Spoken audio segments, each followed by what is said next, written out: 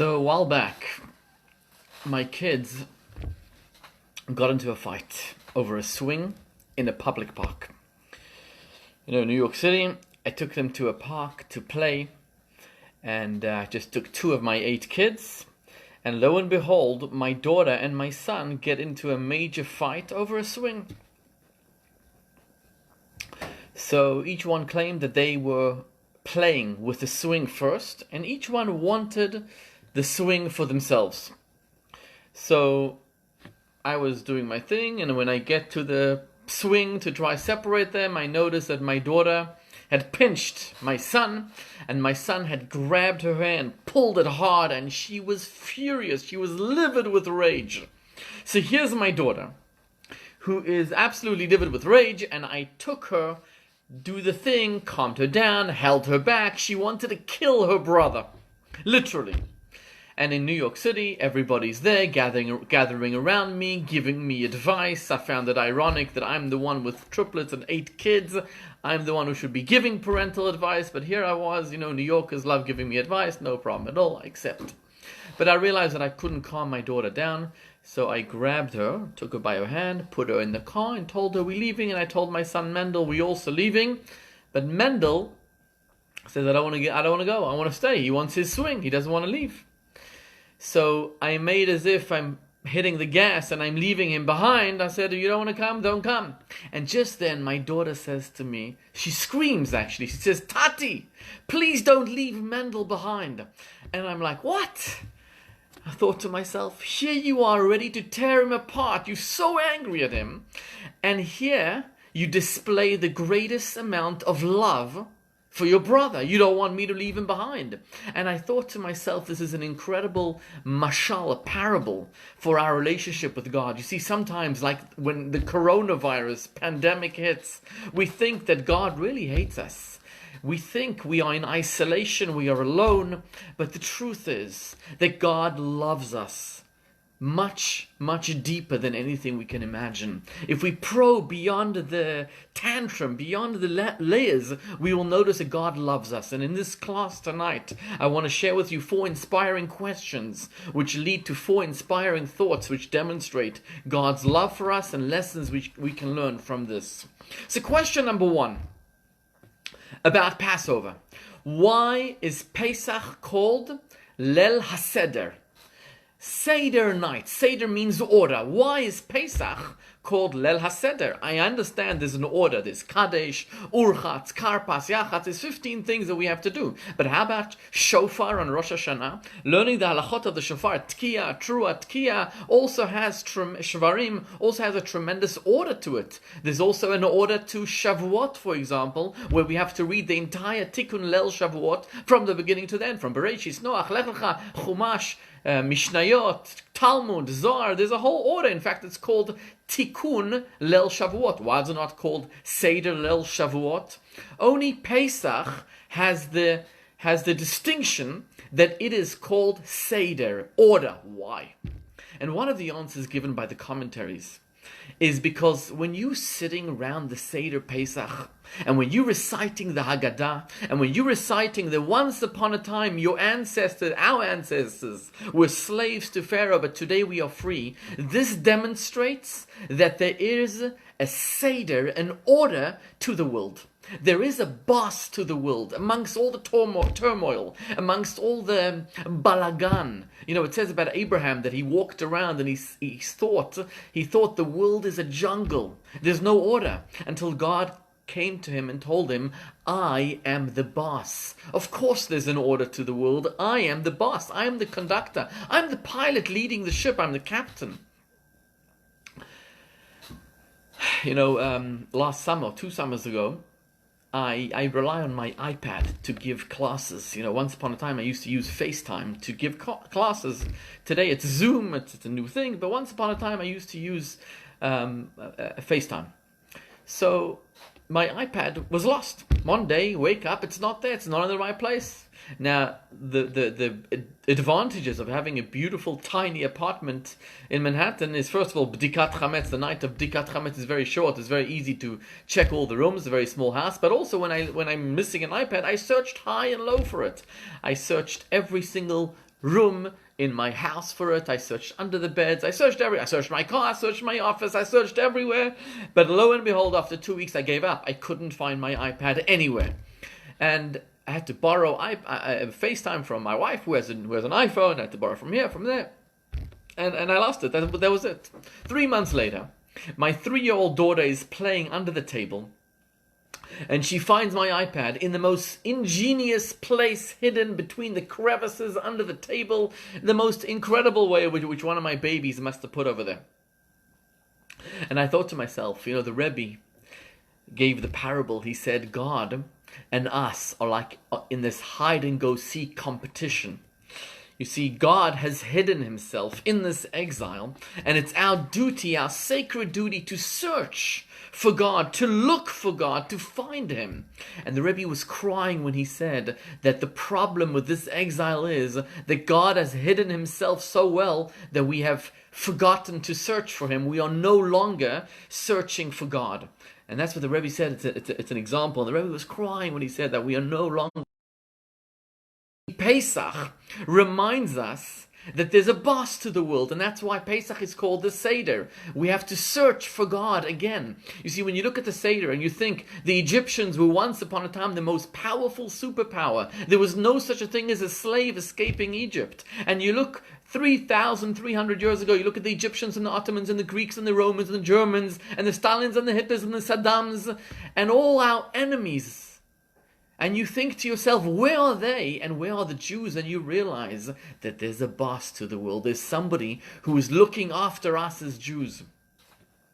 And when you look at the coronavirus, at these precarious times, at these times where we have so much pain and anxiety, so many people are sick, so many people are dying, and you think to yourself, what is going on? You remember there's a God to the world. But it's also, some guy told me this week he's worried about an economic tsunami coming to the world. So I told him, God is in charge. When I first moved to Manhattan, Shir Day keeps Corona away. Yes, indeed. When I first moved to Manhattan, fundraising is tough. So somebody introduced me to this guy, we'll call him Yankel. I come to Yankel's office. It took me 3 months to get an appointment with him. Yankel was a very, very, very busy guy, is still a very, very busy guy. I come to his office, there's 3 secretaries there after 3 months of waiting for an appointment. And I'm waiting in his office for 20 minutes. He's very, very busy, back and forth. And finally, after 20 minutes, I see he's very busy, people coming in and out of his office. He says to me, Rabbi, how can I help you? So I started to explain to him, we're just moving to Manhattan, and we want to open a Chabad house, and we want to have a synagogue, and we want to have a shul and a preschool and all these wonderful programs. 30 seconds into my speech, he cuts me off. He says, tell me what you want from me. What do you want? Stop the stories. What do you want? So I never had such a thing happen to me, and I never had such a thing since then. This is about 15 years ago. I said to him, listen, you want to know what I want? I'll tell you what I want. I look him in the eye and I tell him, I need $25,000 from you. That was the sum I needed then to get started, to open this Chabad house. I looked him in the eye. First time I'm meeting him, I tell him I need $25,000. So he looks at me, and I don't know if he's going to bury me or if he's going to throw me out of his office. I have no idea.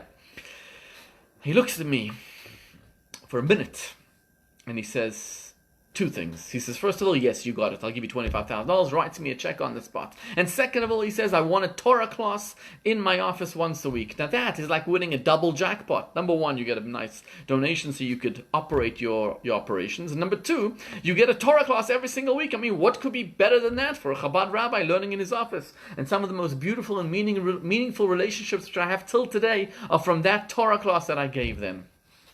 About 10 years later, this guy, Yankel, and myself are very close friends, and we were reminiscing about the first time we met many, many, many years ago, about 10 years before that.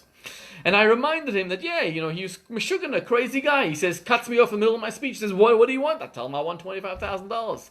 Yankel tells me he should know, Rabbi. He says, I was just becoming religious at that time. And I learned about the mitzvah of charity, the mitzvah of tzedakah, and I learned that you have to give charity. So I kept on putting aside money into another account. And after a few months, when you came to that meeting, I was going to empty that entire sum of money into you. That day, I asked you, what do you want? He said there was $100,000 in that account, and I was going to give you a check of $100,000 that day. And when you asked for $25,000, I was thinking to myself, should I tell him about the other 75 or not? And in the end I decided I'm not. So I thought to myself, I lost $75,000 that day. But then I thought, no, there's a God in the world, and God decides how much a person will earn. On Rosh Hashanah and Yom Kippur, it's decreed how much money a person will earn that year. So corona, no corona, people don't have to be so anxious and so afraid, because God is in charge of the world. You know, I had another guy in my shul, the guy, Moshe, we'll call him. He's a regular in our shul. And he was just, a couple of years ago, he was just starting to, he made a commitment that he won't touch his phone on Shabbat. He's not observing Shabbat in any other way, but his phone he won't touch on Shabbat. So he happened to find himself in Vegas for a conference on Shabbat.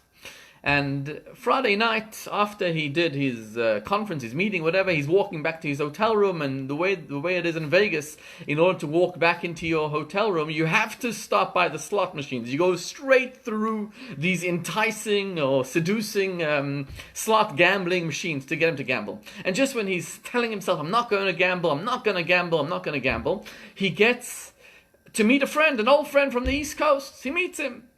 And they sit down right by the slot machine. So he's sitting by a slot machine with his friend, reminiscing, talking. And his friend is telling him, let's put some money in the slot machines, let's gamble. And this friend, Moshe, he's like, I told the rabbi I'm not going to put my phone on, so I don't feel right gambling on Shabbat. Doesn't feel like the right thing to do. So he's standing there for 20 minutes while his friend is gambling away and losing money, like putting $1, I don't know how much they put in Vegas, $1, $5, $20, whatever it is, he's gambling away, no money's coming out, and Moshe is sitting by his slot machine, not doing anything. And after 20 minutes, they finish their conversation, and Moshe gets up. As he gets up, a young girl goes to sit exactly where he was sitting in the slot machine. She puts $20 into that machine. And Moshe watches. And a second later, money comes pouring out of the same slot machine that he didn't use. $22,000 comes out of that machine that he was enticed, that he wanted to gamble on, and he didn't. $22,000 came there, and he asked me, what's the lesson? I just lost $22,000, and I told him, those $22,000 do not belong to you, and they never belong to you. God decides how much a person is going to earn. Lesson number 1, we shouldn't panic about the coronavirus, because there's a God in charge of the world. Question number 1, why is Pesach called Seder Pesach? An order to teach us that there's an order to the world. God is the one who's in charge of the universe. That's lesson number 1. Question number 1. Question number 2, which we ask when it comes to the Seder Pesach, is the following. Why don't we make a blessing when we read the Haggadah? There's a mitzvah in the Torah, one of the greatest mitzvot for the Seder Pesach. By the way, to eat matzah is a mitzvah, to eat the wine, so many mitzvot. But v'higadet levincha, to tell over the story of Passover to your children, and if nobody's around it, if you're doing the Seder in isolation, there's still a mitzvah to tell yourself the story of Passover. So when you tell yourself the story, why don't you make a blessing? Asher kiddushanu b'mitzvotav v'tzivanu al kriyat haggadah. For example, when you say the Hallel, there's a mitzvah. You say, Asher kiddushanu b'mitzvotav v'tzivanu likro et hallel. For example, when you do any mitzvah, you do the shofar, you make a blessing, litkwa b'shofar. You do the lulav, you make a blessing. Every mitzvah, you do a blessing before. Why don't we do a blessing for the Haggadah? And the answer is that when it comes to the Haggadah, let's give an example of honoring your parents. When your mother asks you to give her a cup of tea, to serve her a cup of tea, it's a great mitzvah of honoring your mother. Why don't we say a blessing? He who has commanded me to honor my mother, and then give her a cup of tea. Why don't we say a blessing when you pick up the phone on Friday to wish your father Shabbat Shalom? Why don't we say, hey, before you do the mitzvah, before you pick up the phone, say a blessing. He who has commanded me to honor my father. Because certain things have to be spontaneous. Certain things are natural. Like thanking your father and mother, like doing something for your father and mother who have raised you. And same thing is with God. The Haggadah is all about praising God for taking us out of exile, making us into a nation, a free nation. So we don't say a blessing over that. That's something to be thankful for. What God has given us is not something we need to say a blessing over. And the lesson for the coronavirus is thanking Hashem during this time, during this pandemic. We learn to appreciate things that we took for granted. For example, breathing fresh air. Who would have ever thought that to breathe fresh air is something we need to be thankful and grateful for? Today people are searching for masks. Today people are walking around scared to breathe something because they don't know where this invisible monster called the COVID-19 is walking around. This COVID-19 could be anywhere and everywhere in any air that we breathe. Who would have thought that being able to spend Passover with my parents, with my family, is something that I should take for granted? How many of us are in isolation? How about being able to go for a walk? How about being able to go to the park with my children? Most parks are closed now. How about being able to dance at a friend's wedding? How about attending a friend's bris? These are things we took for granted now, and these are things that now we realize we need to thank Hashem for all these items. Lesson number 2. Thanking Hashem for everything and anything that there is in our lives. Appreciating that God is there giving it to us. Question number 3, which we ask, is what is the name of this festival? So we call it Pesach. But did you know that in the Torah, it's not called Pesach? There's actually 5 names for it, but the Torah itself calls Pesach Chag HaMatzot. That's the name that it's given. Chag HaMatzot. Whenever we read the Torah calls this festival Chag HaMatzot, the festival of matzah. And yet we find that whenever we call Pesach, we never call Pesach matzahs. Hey, the festival of matzahs is coming. No, we say the festival of Passover is coming. Why? And the answer is profound, because you see, Pesach is called Pesach because of the miracle that God saved us by the plague of firstborn. Pesach, he passed over the houses of the Jews and only killed the Egyptians. He didn't kill any of the Jews. So Pesach is called Pesach on the great mitzvah, the wondrous favor that God did for us. On the other hand, why is it called matzahs? God calls the festival matzahs because of what Jews did for him. The Jews put their full faith in God by going into a desert with just a little bit of matzah. By placing their trust in God, the Jews demonstrated their profound love for God. So whenever God calls the festival of Passover something, what does he call it? He says matzahs, because he wants to remind himself of the great love and faith that the Jews placed in him. But whenever Jews call the festival of Passover something, they call it Pesach, because they are talking about the great and wondrous deed that God did for us. You see, in a relationship, it's about what I do for others, not what others can do for me. You know, a couple of years ago, somebody gave me a check. I gave somebody a check for $2,000. A check to pay for something. A day later, the guy calls me, and it's a friend of mine. He says to me, "Rabbi, I'm so sorry, I lost the check of $2,000. Would you mind canceling it and issuing me another one? No problem." So I'm thinking to myself, you schlemazel. Who loses a check of $2,000? It's a lot of money. How do you lose a check of $2,000, especially since you need it? The guy was calling me for a while. "Please give me the money. I need it. I say, okay, fine, I'll give it to you." And he loses it. Schlemazel. A week later, somebody gave me a check of $10,000. And I was in Brooklyn at the time. I was driving. He gave it to me in the car. The next morning I go to cash the check, and lo and behold, I lost it. I lost the check for $10,000. So the first thought through my mind after I searched for it, I said to myself, okay, what's the big deal? I called the guy and I told him, please cancel the check and issue me a new one. And in my mind, you see, when I had somebody else call me to tell me he lost a $2,000 check, automatically I think, Schlemazel, I don't want to cancel a check. But when I lost a check 5 times the same amount, what I think to myself is, what's the big deal? You see, because we love ourselves so much that we don't care about our faults. We don't even see our faults.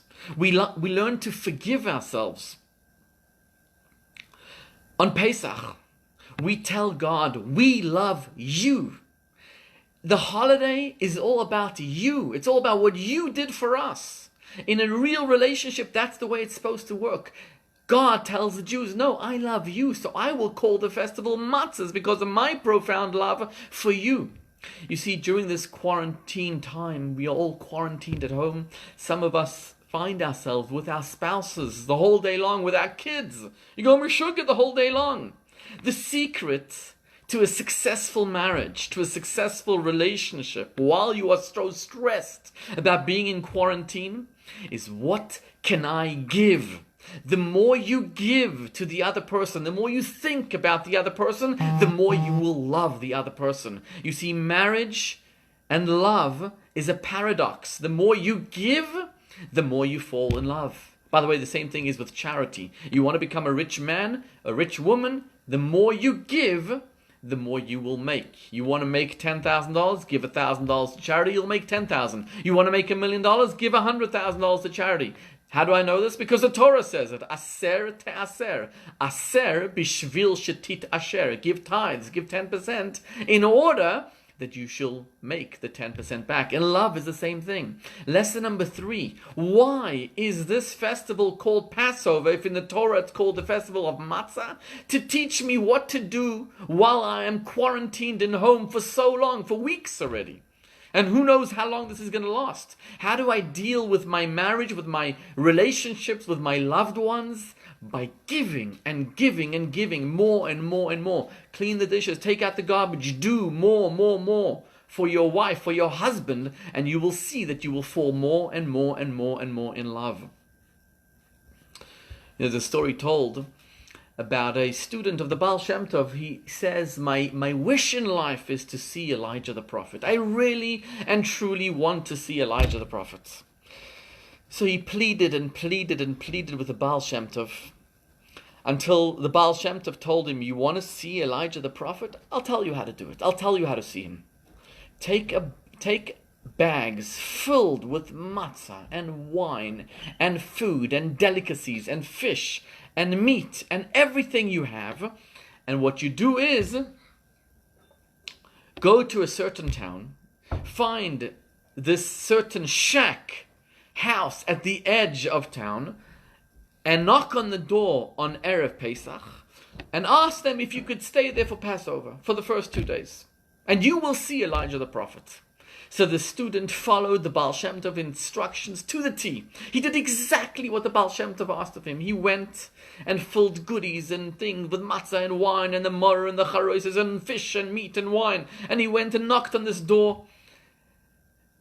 And knocked on the door.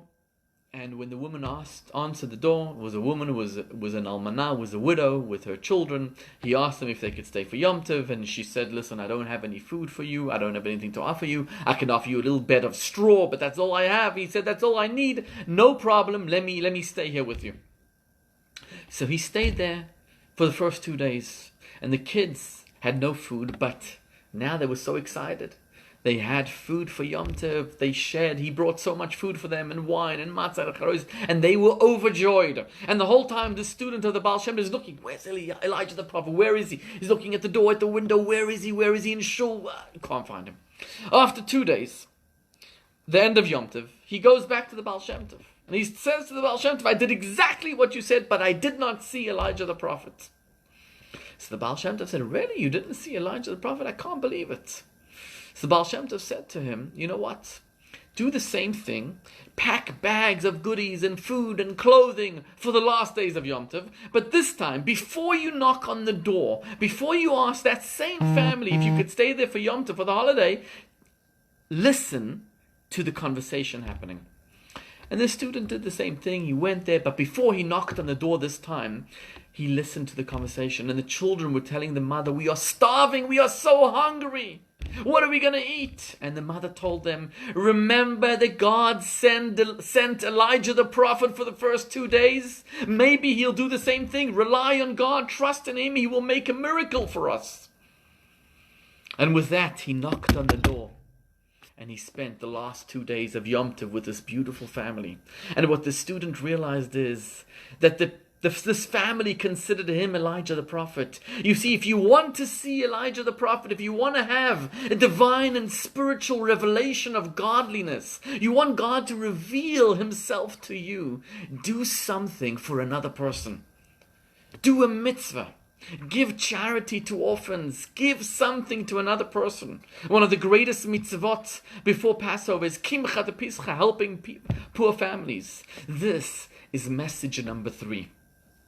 And finally, lesson number 4, the fourth question. The fourth question is as follows. Why is this Shabbat, this coming Shabbat, called Shabbat Hagadol, the great Shabbat? So the simple answer is there was a great miracle that took place this Shabbat. You see, 4 days before Passover on Yud Nisan, Moses asked the Jews, take a lamb and tie it to the bedpost. And after 4 days, he asked them to slaughter this lamb, which would be the first Korban Pesach, the sacrificial lamb. In honor of that, we put on our Seder plates, the Zroa. What was the miracle? The Egyptians served this lamb as their idol. This was their idol. They worshipped it, they bowed down to it, they prayed to it. So the fact that the Egyptians, when they saw the Jews taking their lamb, their God, and tying it to the bedpost, and them not complaining, murdering Jews for it, was a great miracle. That's traditionally why this Shabbat is called the Shabbat HaGadol. But the question is, what do you mean? Is this the greatest miracle that took place during that time? How about other much greater miracles? How about the plague of blood? When God took blood, all the water in Egypt, and he converted it into blood. And the Jews had water, but the Egyptians had blood. Is that not a greater miracle? How about the miracle of bringing frogs all over Egypt? The frogs are jumping and causing pain and havoc for the Egyptians. Is that not a greater miracle than the fact that the Egyptians didn't kill the Jews for taking their gods? How about lice? How about all the 10 plagues? How about the plague of the firstborn, which crushed the Egyptians, crushed Pharaoh, brought him in pajamas in the middle of the night to the Jews, to Moses, and told him and begged him, leave Egypt? How about splitting of the sea? When God split the sea literally for the Jews, drowned the Egyptians, is that not a greater miracle than the fact that the Egyptians didn't kill the Jews? This is question number 4. And the answer is, the miracle of Shabbat HaGadol is not what the Egyptians did not do, it's what the Jews did. You see, the Jews were paranoid of the Egyptians. The Jews were slaves for 210 years. For 210 years, the Egyptians tormented their lives, specifically the last 86 years. They drowned their firstborn into the river. They whipped them. They tortured them. They murdered them. So the Jews were paranoid. They were afraid of the Egyptians for the fact that the Jews now took the lamb, the God of the Egyptians. They showed that they weren't afraid of the Egyptians. This was the miracle of Shabbat HaGadol. When the Jews stood proudly and strongly and said, God, you are my boss. God, in you I trust. I no longer care about what the Egyptians tell me. I no longer care about public opinion. I care about you. That was the miracle. To take the Jew out of Egypt was easy. To take Egypt out of the Jew, that was hard. All the other miracles was something God did. God can easily bring blood, frog, plagues, 10 plagues, the splitting of the sea. It's easy for God to do. God can give them manna in the desert, water. God can do that. That was all God did. But Shabbat HaGadol commemorates what the Jew did. What we did. That we displayed courage. That we showed God that we love Him. Lesson number 4. is to be proud to be Jews. Lesson number 4 is this coronavirus. Sometimes we're afraid. We're in isolation. But that's all in the head. We could be alone, but in our heads, we are exactly where God wants us to be.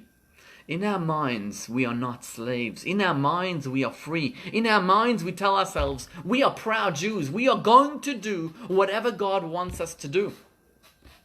There's a Jew in our shul by the name of, just call him something else so nobody will recognize him, call him Shimon. Let's call him Shimon. So Shimon, for years, used to operate a store on Shabbat.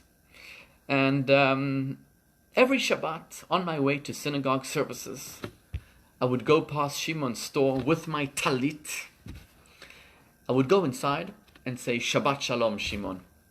And this was probably about 2 or 3 years straight, every single Shabbat. It reached a situation where Shimon was embarrassed to be opening a store on Shabbat. He hid in the back, but every time I went to the back, and I just said, Shabbat Shalom. And after a couple of years, Shimon started coming to our shul. He's a regular now in shul. We love him. We have a great relationship.